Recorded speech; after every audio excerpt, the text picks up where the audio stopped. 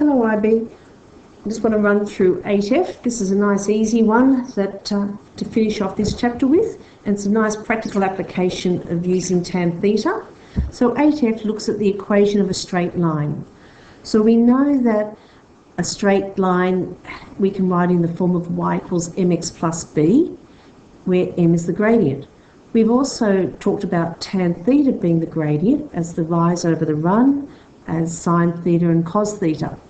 So tan theta is going to be the gradient of the line between 2 points. So using the form y equals mx plus b, if we can work out what the gradient m is, and we've got a y-intercept, we can go from there. Otherwise, we can use the point slope form where we have y minus y1, m and x minus x1.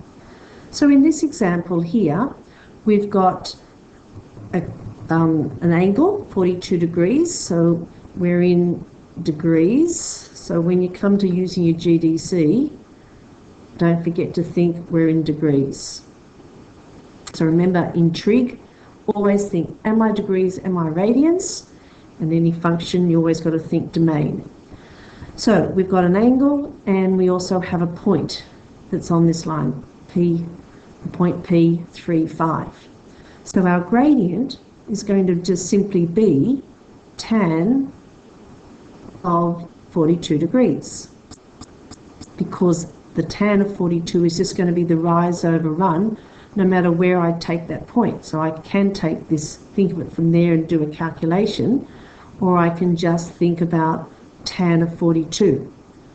So that means if I want to write an equation for this, then we can go y minus 5, using that second form of the linear equation, is equal to tan of 42 degrees x minus 3.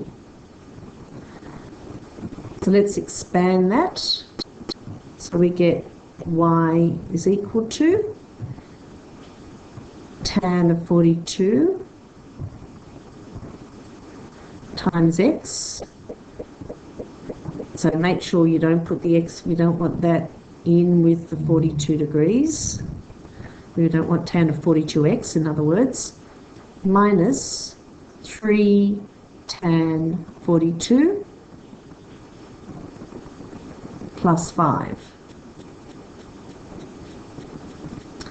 So using your calculator, if we go tan of 42, that comes out as 0.900 to 3 significant figures, minus 3 times that number, plus 5, and we come out with, hold on, let me just check with that, 3 times, alright, hold it. Let's just pause that and I'll do it on my calculator so we get the right. So we get minus 2.70 plus 5.